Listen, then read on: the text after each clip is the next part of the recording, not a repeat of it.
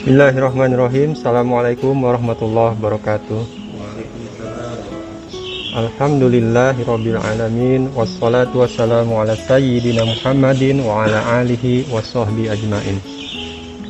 Rekan-rekan sekalian, alhamdulillah Allah Subhanahu wa taala memberikan kesempatan kepada kita sekali lagi untuk bersama-sama berkumpul di tempat ini untuk sama-sama saling mengingatkan untuk terus berusaha mendekat kepada Allah Subhanahu wa taala. Mudah-mudahan kita bisa kumpul-kumpul lagi seperti ini nanti ya di surganya Allah Subhanahu wa taala. Amin ya rabbal alamin. Shalawat salam semoga tetap terlimpah pada junjungan kita Nabi Muhammad SAW, pada keluarganya, pada sahabatnya semua. 2 bulan terakhir atau bahkan hampir 3 bulan ya, catatan saya, kita sudah membahas mengenai hakikat dari kehidupan kita, yang kita mulai dengan bahasan dari rukun Islam yang pertama, yaitu 2 kalimat syahadat ya. Dari situ kita sudah memahami, meyakini bahwa Allah Subhanahu wa taala merupakan zat yang maha kuasa, maha perkasa, zat pencipta alam semesta, di mana melalui syahadat kita menjadikan Allah Subhanahu wa taala sebagai satu-satunya yang kita sembah. Tidak ada hal lain yang kita sembah kecuali Allah Subhanahu wa taala. Dan kita sudah membahas bagian dari penyembahan kita kepada Allah, itu adalah salah satunya yang sudah kita bahas. Selain dari ibadah-ibadah ritual, yaitu doa ya, terakhir kalau tidak salah, terakhir bahasan kita mengenai doa. Nah sekarang sebagai konsekuensi dari syahadat kita, dari pengakuan, pernyataan, sumpah dan janji kita bahwa Allah adalah ilah, satu-satunya ilah, yaitu yang kita sembah. Bagian dari konsekuensinya adalah bahwa kita meletakkan cinta kita kepada Allah Subhanahu wa taala. Itu juga udah sedikit ya kita bahas waktu itu, mahabbatullah, bahwa orang mukmin itu sangat cinta kepada Allah. Dalam Quran digambarkan ketika Allah Subhanahu wa taala menceritakan tentang orang-orang yang mengambil sembahan-sembahan atau ilah lain selain Allah, Allah Subhanahu wa taala kemudian menegaskan walladzina amanu asyaddu hubban lillah. Sementara orang-orang yang beriman sangat-sangat besar cintanya kepada Allah Subhanahu wa taala. Nah, bagian dari cinta itu adalah, salah satunya adalah ingat terus ya. Ada yang cinta sama seseorang nggak di sini? Sama yang di rumah cinta nggak? Cinta ya, sama anak-anak juga gitu ya. Kalau jauh tugas luar kota sebentar aja, misalnya seminggu 2 minggu, seperti Mas Bambang, itu terasa rindu, terasa kangen. Aduh, sedang apa ya anak-anak gitu ya, atau ibunya anak-anak sedang apa. Jadi tidak bisa dipungkiri sebagai bagian dari cinta itu adalah ingat gitu. Ingat kepada yang dicintainya. Nah, kali ini kita coba membahas tentang ingat gitu ya. Yaitu bahasa Arabnya itu zikir. Jadi zikrullah itu mengingat Allah gitu ya. Nah, ketika membahas zikir, berangkatnya tetap, semuanya itu berangkatnya tetap dari keyakinan kita akan Allah Subhanahu wa taala sebagai satu-satunya yang kita sembah. Berangkatnya tetap dari situ. Kita sudah menjadikan Allah Subhanahu wa taala sebagai ilah dalam syahadat kita nyatakan, kita sumpah, kita janji, dan dengan itu semua insya Allah kita mendapatkan ganjaran dari Allah Subhanahu wa taala gitu. Ya, itu berangkatnya dari situ. Nanti kalaupun ternyata dalam praktek yang kita lakukan, penyembahan yang kita lakukan, baik itu doa, zikir, sholawat dan sebagainya ya, yang berupa implementasi dari kebaktian kita kepada Allah, misalnya dimudahkan ya, dijadikan oleh Allah jalan keluar. Kita belum membahas takwa ya. Nah, takwa ini di dalam satu surat nanti dibuka di rumah, takwa juga dahsyat itu. Wa may yattaqillaha yaj'al lahu makhraja, kata Allah. Barang siapa yang bertakwa kepada Allah, Allah akan membuatkan jalan keluar buat dia atas segala permasalahannya. Kemudian dilanjutkan lagi, bukan hanya itu, wa yarzuqhu min haitsu la yahtasib, dan memberikan dia rizki dari arah yang tidak diduga-duga gitu. Dan ada lagi kelanjutannya lagi, wa may yatawakkal 'alallah fahuwa hasbuh. Dan siapa yang bertawakal kepada Allah, menggantungkan nasibnya kepada Allah, itu sudah cukup buat dia gitu. Artinya Allah akan, itu satu jaminan dari Allah Subhanahu wa taala, siapa yang mengandalkan Allah di dalam kehidupannya, insya Allah akan cukup buat dia gitu.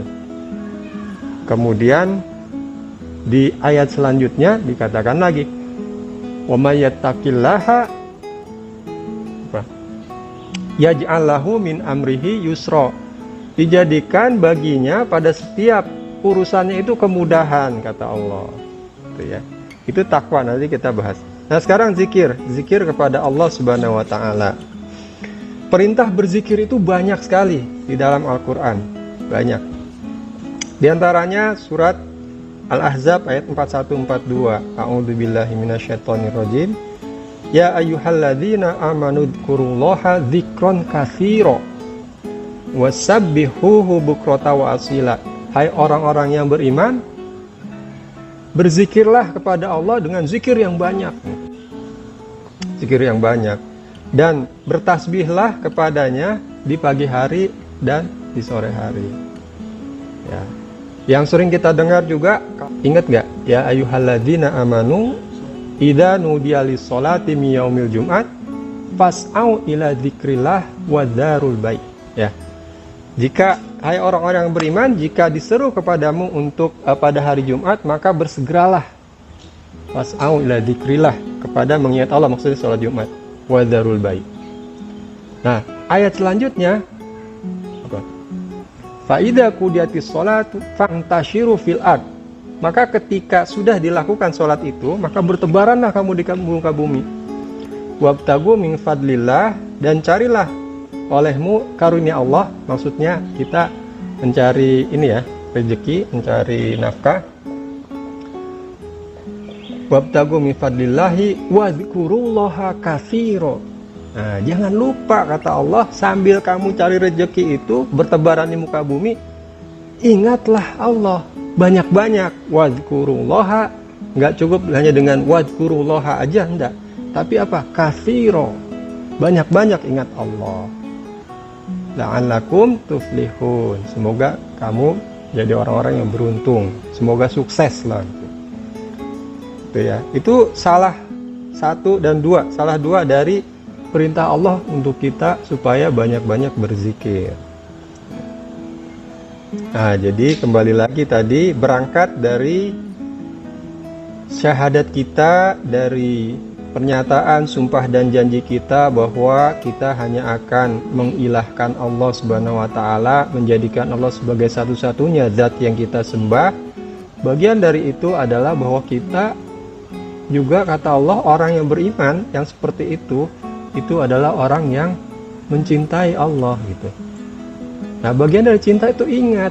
Nah, ayo kita sekarang biasakan mengingat Allah, berzikir kepada Allah Subhanahu wa taala. Digambarkan di dalam surat Ali Imran ayat 191, yang di situ Allah menggambarkan ulil albab ya. Digambarkan alladzina yadhkurunallaha qiyaman wa qu'udan wa ala junubihim, yaitu orang-orang yang mengingat Allah dalam keadaan berdiri, duduk, dan berbaring. Jadi dalam berbagai keadaan mengingat Allah Subhanahu wa taala. Itu digambarkan bahkan seperti itu. Di dalam surat yang juga kita sudah bacakan bahwa sungguhnya orang yang beriman itu ketika diingatkan kepada Allah atau disebutkan nama Allah, bergetar hatinya. Jadi benar-benar hatinya itu selalu hidup dengan ingat kepada Allah gitu ya. Nah, kita kira-kira dalam satu hari ingat kepada Allah itu, berzikir kepada Allah itu kapan nih?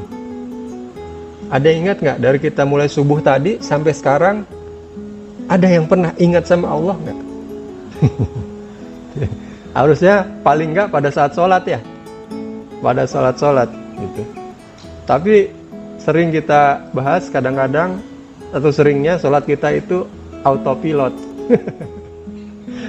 Gitu, takbir tahu-tahu udah salam gitu, pikiran menerawang kemana-mana gitu ya.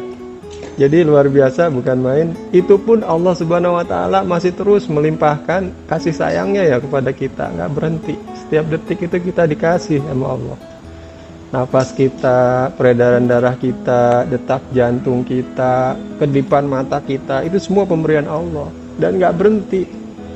Walaupun kita jarang mengingat Allah, walaupun saat sholat itu juga yang harusnya saat itu mengingat Allah, itu pikiran kita kemana-mana, tapi tetap Allah memberikan limpahan rahmat dan karunia-Nya. Limpahan nikmat itu nggak berhenti sedikit pun. Ya, betapa baiknya Allah Subhanahu wa Ta'ala kepada kita. Kemudian di ayat yang lain Allah Subhanahu wa Ta'ala di surat Al-Baqarah ayat 152, ini fadkuruni adzkurkum, kata Allah. Maka ingatlah kepadaku, aku akan mengingatmu, kata Allah. Aku akan ingat kepadamu. Washkuruli wala takfurun, dan bersyukurlah kepadaku dan jangan kamu kafir, kata Allah, atau mengingkari nikmat. Kemudian surat Al-Ankabut, wala dzikrullahi akbar, ini biasanya dibacakan oleh khotib pada waktu sholat Jumat ya, wala dzikrullahi akbar, dan artinya itu, dan sungguh zikir kepada Allah itu pahalanya besar gitu, artinya itu. Kemudian di ayat yang lain Allah Subhanahu wa Ta'ala banyak ya, di surat Al-Ahzab ayat 35, kemudian surat Ali Imran ayat 41, kemudian yang di sholat Jumat itu juga surat Al-Jumu'ah. Nah, yang juga pernah kita bahas kalau saya tidak salah di surat Al-Munafikun ayat 9, ya ayyuhalladzina amanu la tulhikum amwalukum wala auladukum an dzikrillah. Hai orang-orang yang beriman, janganlah memalingkan kamu anak-anak dan hartamu dari zikir kepada Allah. Itu. Ini perintah Allah. Anak-anak sama harta yaitu bagian simbol ya dari segala sesuatu yang melenahkan kita. Kata Allah, jangan sampai dia memalingkan dari zikir kepada Allah. Jadi sebetulnya luar biasa ya perintah zikir itu. Sampai sebegitunya Allah mengingatkan kita. Nah, memang kita sebagai manusia itu perlu tahapan-tahapan atau perlu latihan-latihan di dalam zikir kepada Allah. Tapi sebetulnya zikir itu merupakan ibadah yang bisa dilakukan siapa saja, di mana saja, kapan saja. Gitu. Yang perlu dilatihnya itu justru adalah triggernya itu. Gitu. Kalau sudah ingat zikir sih ya sudah, mau ucapin apa aja insya Allah udah bisa lancar. Subhanallah, alhamdulillah, wala ilaha illallah, wallahu akbar. Nah, justru memulainya itu. Coba kita biasakan misalnya dari suatu pekerjaan-pekerjaan rutin, kegiatan rutin yang tadinya kosong. Misalnya apa? Waktu kita bawa mobil atau bawa motor, lisan kita biasakan subhanallah walhamdulillah wala ilaha illallah wallahu akbar astagfirullah subhanallah walhamdulillah wala ilaha, terus begitu kita biasakan. Kita melafalkan kalimat-kalimat itu walaupun hanya lisan kita, itu insya Allah berpahala. Awal-awal mungkin kosong ya, mula-mula kita berzikir subhanallah walhamdulillah wala ilaha illallah wallahu akbar astagfirullah subhanallah walhamdulillah wala ilaha illallah tanpa tahu maknanya ya. Terus saya seperti itu sambil mengingat Allah, sambil otak kita dihadirkan untuk mengingat Allah, mengingat kebesaran Allah. Terus seperti itu. Nanti lambat laun kita akan terbiasa seperti itu. Kenapa kita perlu membiasakan ini? Karena keutamaannya banyak sekali. Besar sekali keutamaan berzikir kepada Allah. Kata Allah di dalam ayat yang tadi ya, maka ingatlah kepadaku, kata Allah, Allah akan ingat kepada kita. Nah dari situ aja kita sudah mendapatkan yang diingat gitu loh sama Allah. Tuhan maha perkasa, maha kuasa, pencipta alam semesta. Ingat kita, itu luar biasa kan. Keutamaan berzikir itu diantaranya dalam salah satu surat Ar-Ra'd ayat 28 yang ala bidzikrillahi tatmainul qulub. Ketahuilah bahwasanya dengan mengingat Allah itu hati menjadi tentram. Ya. Hati kita menjadi tentram gak sekarang kalau kita mengingat Allah? Tentram ya? Mas Herlambang.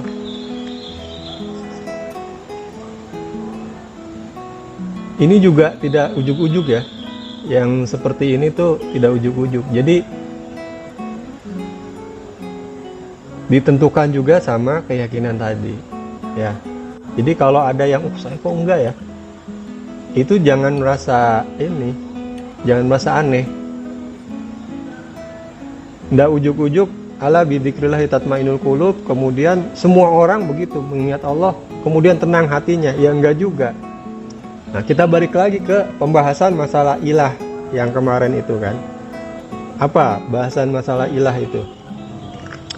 Bahwa ilah itu adalah sesuatu yang diyakini oleh orangnya, orang yang menjadikan dia ilah itu sebagai sesuatu yang hebat, dahsyat, perkasa. Dia bisa menentukan nasib, dia selamat atau bahagia, dia memberikan rezeki, dia bisa melindungi, dia bisa memberikan semua yang diperlukan oleh orang ini gitu, yang menjadikan dia ilah. Contohnya apa? Jimat ya.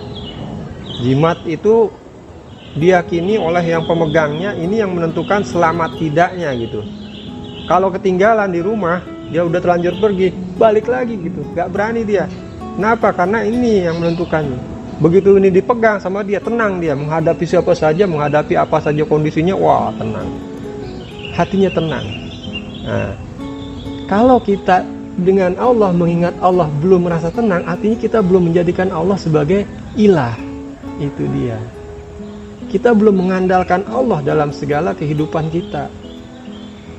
Gitu. Kesulitan-kesulitan kita tuh kita belum kemudian mengingat kepada Allah, ya Allah, mengadukan kepada Allah, mengharapkan kepada Allah, menjadikan Allah sebagai tumpuan kehidupan kita, itu berarti belum. Mungkin kita masih mengandalkan usaha kita gitu ya, upaya kita, kemampuan kita. Kita mungkin masih mengandalkan teman, atasan, atau istri, atau siapapun ya, sebagai yang bisa membantu dan sebagainya.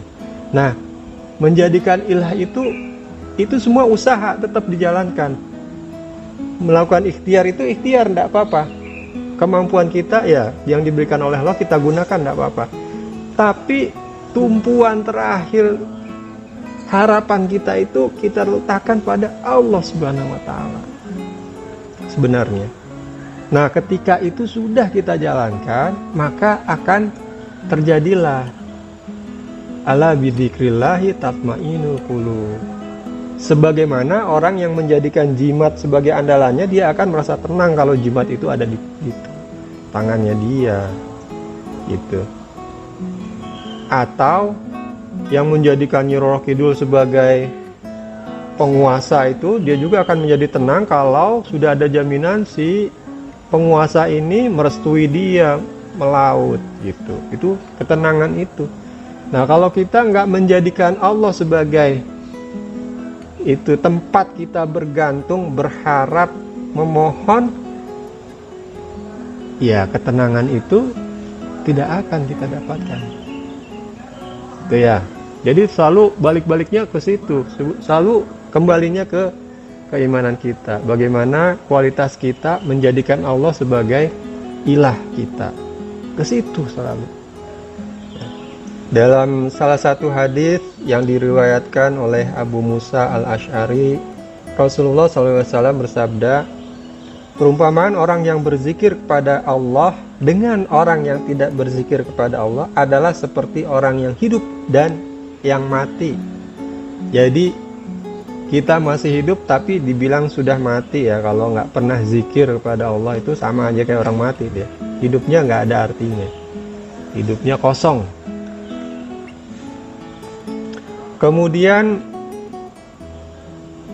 di dalam hadis yang lain Rasulullah SAW bersabda, la yaqudu qaumun yadhkurunallaha illa hafathumul malaikah. Tidaklah duduk suatu kaum yang berzikir kepada Allah kecuali para malaikat mengelilingi mereka, rahmat meliputi mereka dan turun ketenangan atas mereka ya. Dan Allah akan selalu menyebutnya pada siapa yang ada di sisinya, disebut-sebut di kalangan malaikat ya di langit. Hadis riwayat Muslim. Kemudian orang yang berzikir juga menjadi orang yang istimewa di sisi Allah Subhanahu wa taala. Jadi teman-teman sekalian, berangkat dari pernyataan kita, sumpah dan janji kita bahwa kita menjadikan Allah Subhanahu wa taala sebagai satu-satunya yang kita sembah. Kemudian kita juga sudah bahas mengenai penyembahan kita itu pada hakikatnya adalah ketaatan kita, taat tunduk patuh kepada Allah Subhanahu wa taala diiringi dengan merendahkan diri kita di hadapannya dan mengagungkan Allah Subhanahu wa taala yang merupakan itu semua sebetulnya kebutuhan kita. Penyembahan kita itu kebutuhan kita kepada Allah, bukan kebutuhan Allah kepada kita. Yaitu yang hakikatnya dari semua itu adalah permintaan kita kepada Allah Subhanahu wa taala agar kita bisa selamat di dunia dan di akhirat ini. Makanya kita berdoa. Dan kemudian sebagai bagian dari penyembahan kita kepada Allah juga kita selalu mengingat Allah dalam setiap keadaan. Sebagaimana digambarkan oleh Allah dalam Al-Quran mengenai orang-orang yang beriman, mengenai orang-orang mukmin yang selalu mengingat Allah Subhanahu wa taala, mencintai Allah. Ya. Semoga Allah Subhanahu wa taala memberikan kekuatan kepada kita untuk kita bisa terus atau mulai berzikir kepada Allah. Sebagaimana doa yang sering kita ucapkan, Allahumma a'ini ala dzikrika wa syukrika wa husni ibadatik. Ya Allah, tolonglah aku ya Allah untuk bisa terus berzikir kepadamu, bersyukur kepadamu, dan beribadah dengan baik kepadamu. Mungkin itu saja yang ingin saya sampaikan pada siang hari ini. Semoga bermanfaat sebagai pengingat pada kita semua, terutama buat saya sendiri ya. Kurang lebihnya saya mohon maaf. Billahi taufiq wal hidayah. Assalamualaikum warahmatullahi wabarakatuh.